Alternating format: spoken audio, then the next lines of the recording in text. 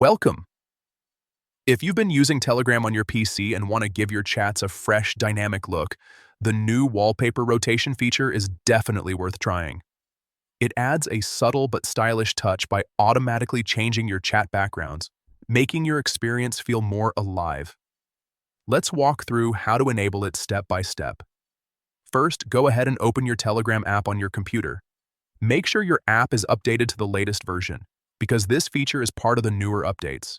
Once you're in, look at the top left corner of the screen. You'll see three horizontal lines, also known as the menu icon. Click on that to open the main menu. From the menu, find and click on Settings. This is where Telegram keeps all customization and performance options.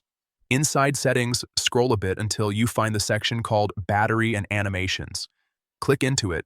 This section controls how Telegram handles visual effects and motion, especially useful if you want to balance performance and aesthetics.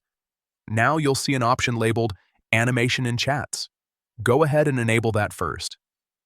This step is important because wallpaper rotation depends on chat animations being active. Once animations are turned on, look for the wallpaper rotation option. Toggle it on and that's it. You've successfully enabled rotating wallpapers in your